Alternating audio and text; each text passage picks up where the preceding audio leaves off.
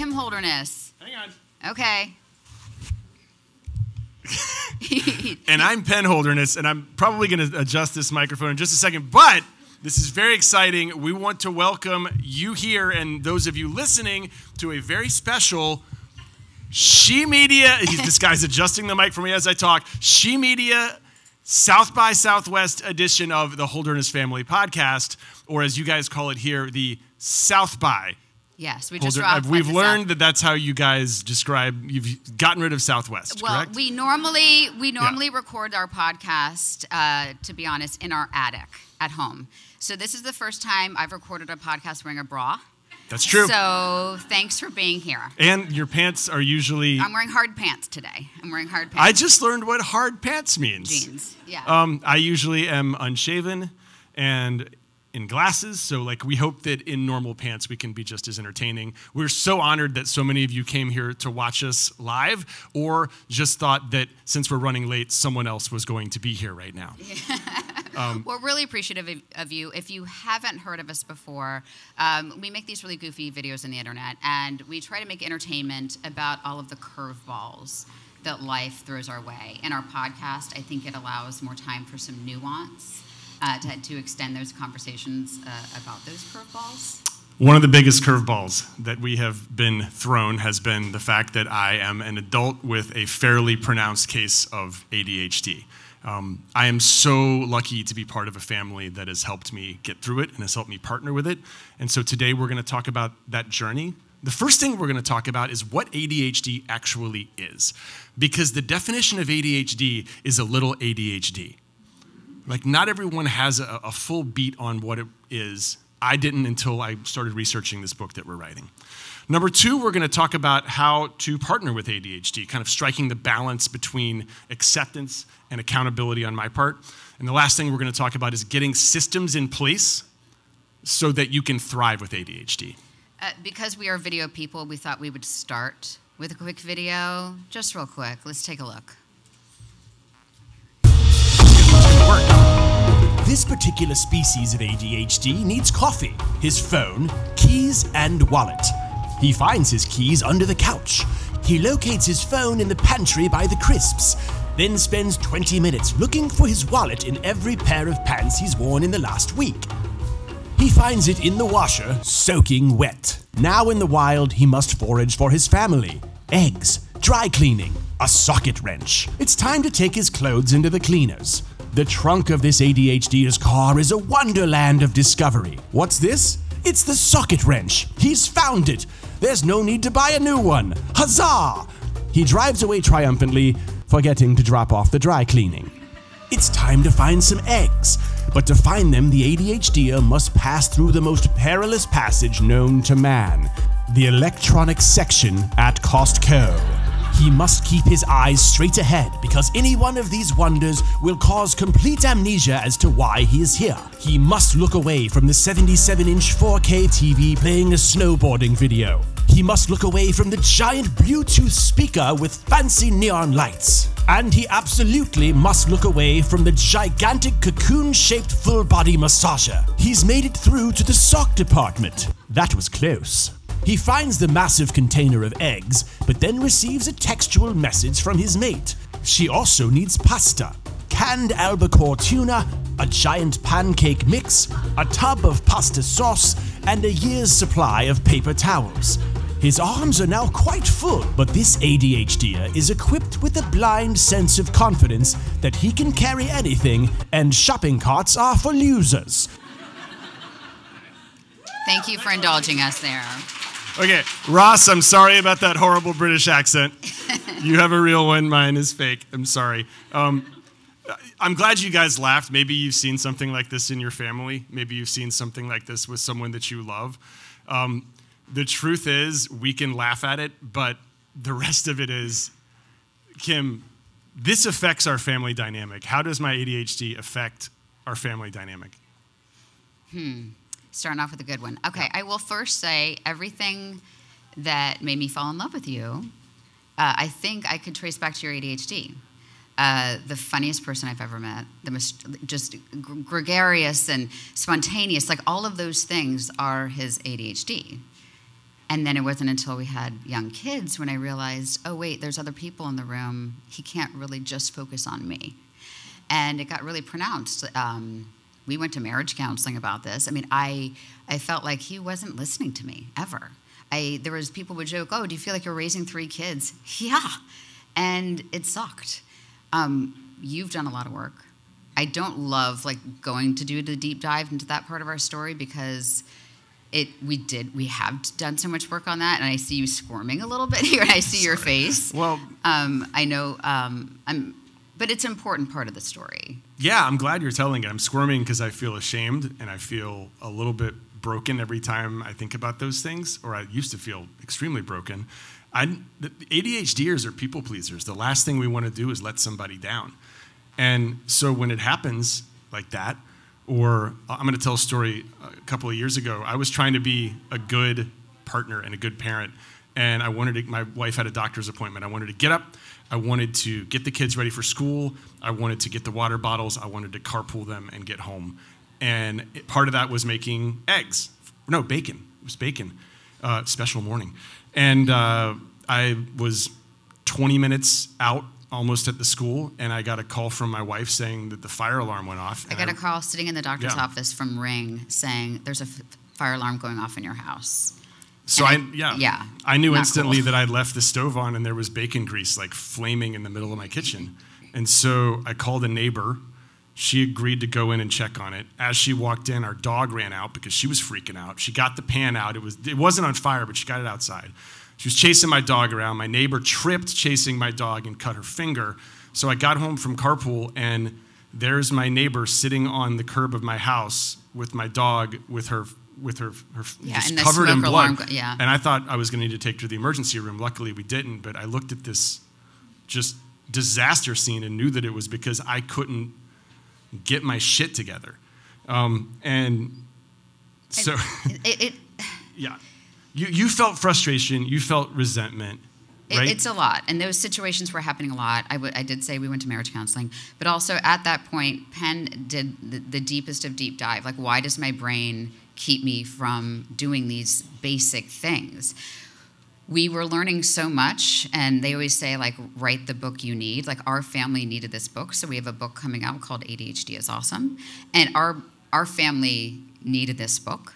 So Penn talked to a lot of really brilliant doctors and did so much research. And through that process, I learned so much. And I would say the most shocking thing I learned and all the work he did was how underdiagnosed women and girls are with ADHD. And it just pissed me off hearing how underdiagnosed women and girls are. Do you guys want to know why women are underdiagnosed? They can guess why. They know why. You probably do.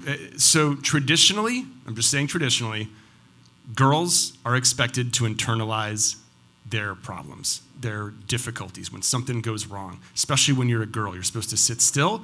You're expected to behave. Boys, if they run around, if they act crazy, those are boys being boys. That looks symptomatic to ADHD. As a result, this is Marcy Caldwell, a psychologist we talked to.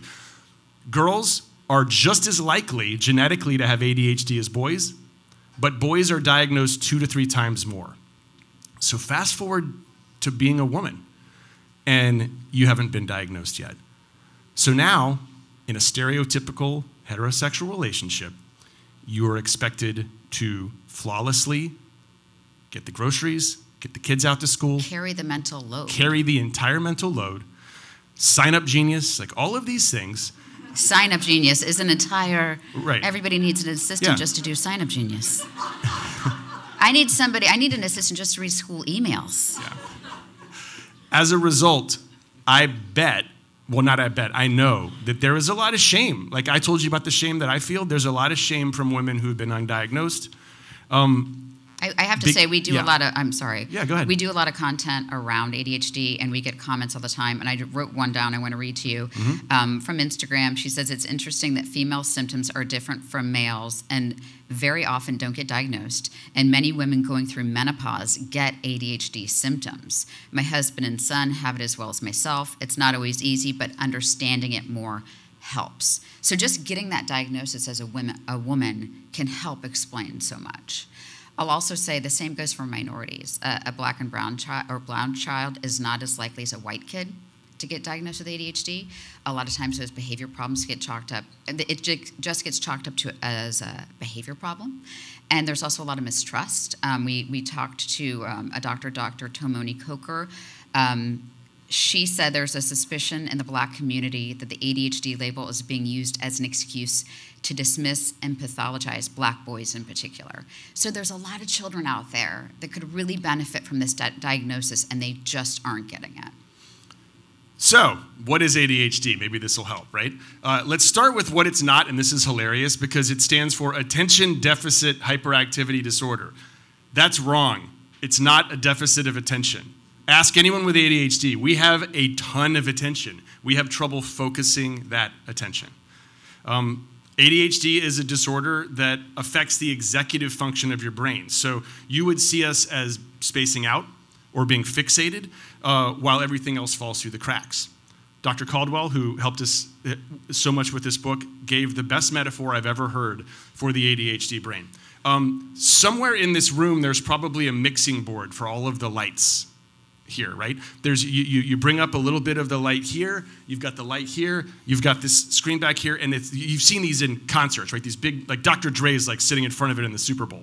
And you can, remember, he was literally sitting in front of a mixing board at the Super Bowl. It was amazing. So you can put 30% up a neurotypical brain on one task, 30% on another task, 20% on one task, put another one in the back burner here at 10.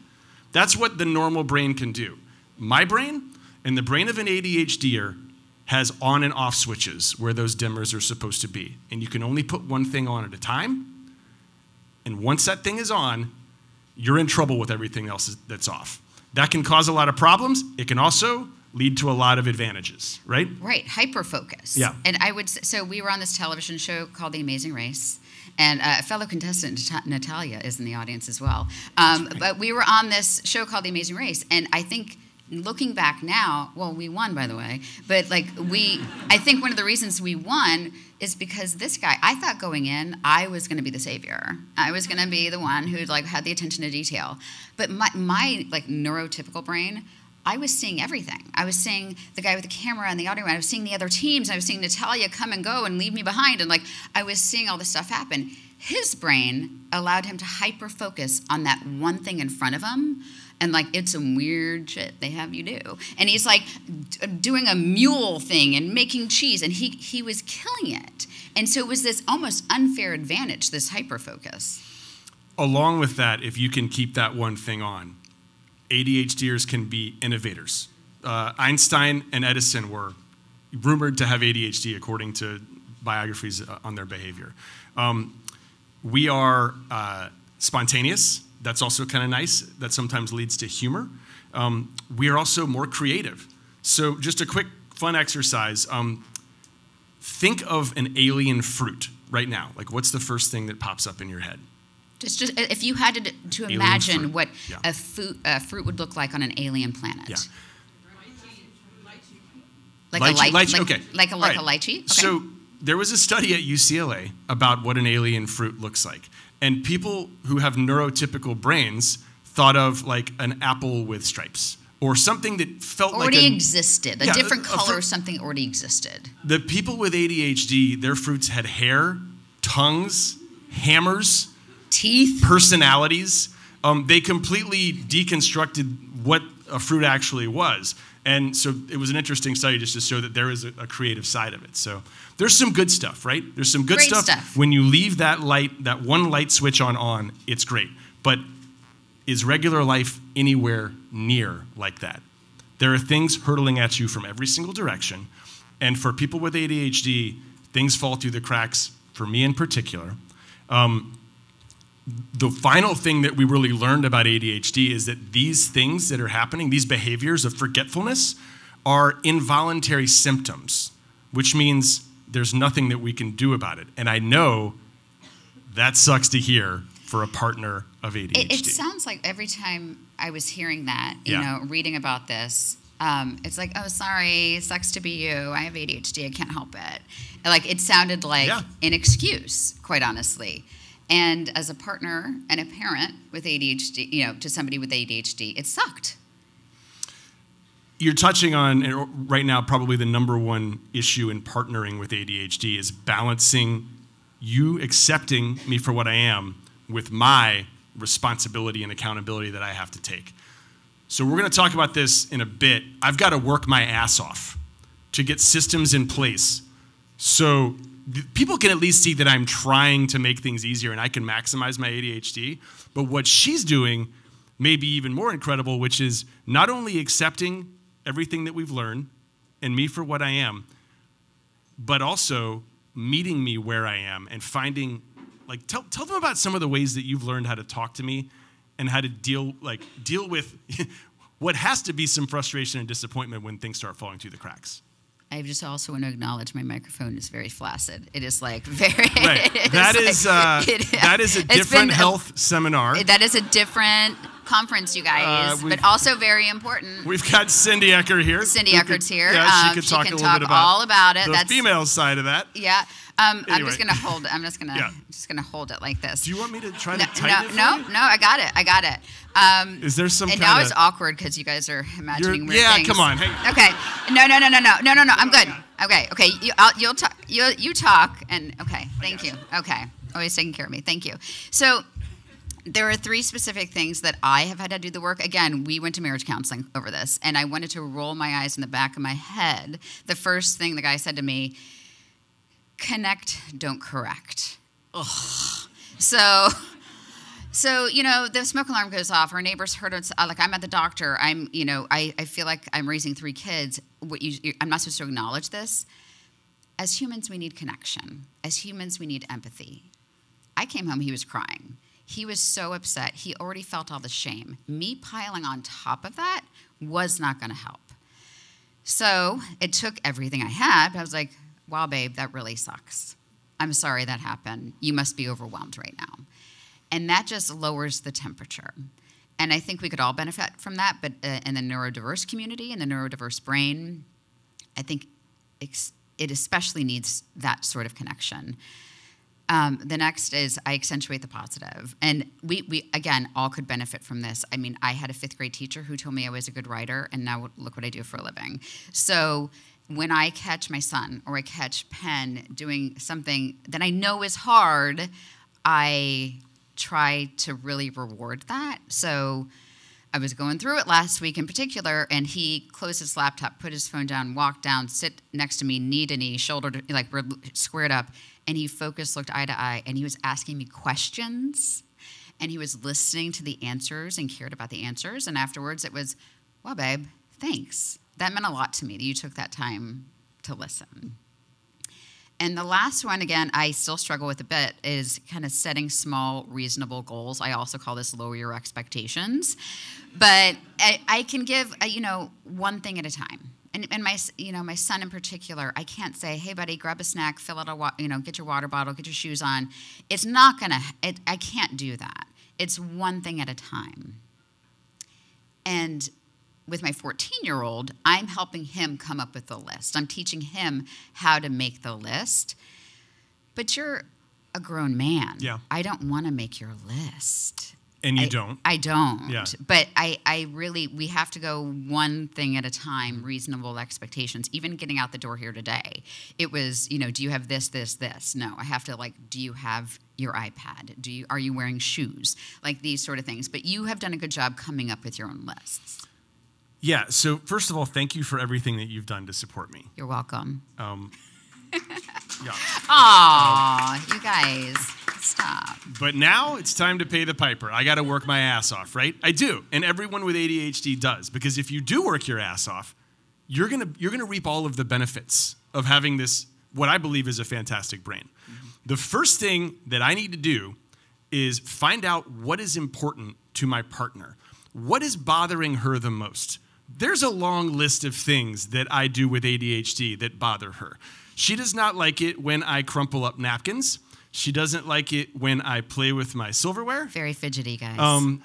Do you want to name some more? I feel like I should just let you roll. No, I'm not going to do that. I'm not going to do that. She does have a lot of trouble with me leaving the stove on, as should she. She doesn't love it when I leave my keys in the car, as should she not like that. And she doesn't like it when I ask her to make a list. So I prioritize those things. We talk about this in the book. 1 to 5, how much is it bugging your partner? You tackle the 5s first, okay? With the stove, anytime I turn on a stove now, I turn on a timer on my iPhone. And it's 10 minutes, 15 minutes, whatever it is, however long it thinks I'm going to be on it. If I'm done before then and it goes off, I can stop my alarm. It's fine. I didn't burn the house down, right? With the lists, I make my own lists, and I make them fun for an ADHDer, because the best part about a list is you put this little box on the left side of the thing you have to do. Oh, it's so fun. It's a little dopamine hit. Do you guys know about dopamine? Those of you with ADHD, a little dopamine hit every time you check off the list. With the keys, two-pronged here. I'm not trendy, so that's good. I don't have pants that don't have pockets in them. So I have an excess of pockets. I have cargo pants. I make sure that all my stuff is, yeah. When I leave the house, I sing the glasses, wallet, keys, and phone song. Do you guys know this? Do it for us here, babe. We could probably sing it together. Glasses, wallet, keys, and phone, keys and phone. Glasses, wallet, keys, and phone, keys and phone. If you lose them, you are gonna groan. Glasses, wallet, keys, and phone, keys and phone. It's every a bop. time. Every It's a time bop. yeah. So those are the important things that I do. And now I've had some time to work on the other, like, lower priority things. Okay. This is interesting because this just happened, and it had to happen because I was in the multi-gender bathroom that they have here that they've switched over. So there was, like, just women in the bathroom with me. And people with ADHD, raise your hand, anyone who has had an ADHD kid or adult who leaves a toilet seat up all the time. Ladies. Right? Okay. So I just pee sitting down now. It saves me a splashdown in the middle of the night. Right. Yeah.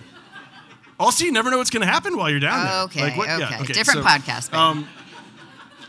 And I want to make sure we have some time for questions. So the last thing I'll say that's one of my favorite hacks is I drive away with my coffee mug on top of the car because I'll have just, you saw in the video, I'll just have crap in my hands, and I'll put the coffee mug on top of the car. I'll put this thing in, the light switch turns off. I forgot that the coffee mug was there, and I've shattered 3 or 4 of them in the driveway. So I have a magnet that I put on top of my car that just, like, cues him to, like, not put his... It doesn't say don't put the coffee mug on the car. It's just a magnet that someone gave me that I put on top of the car.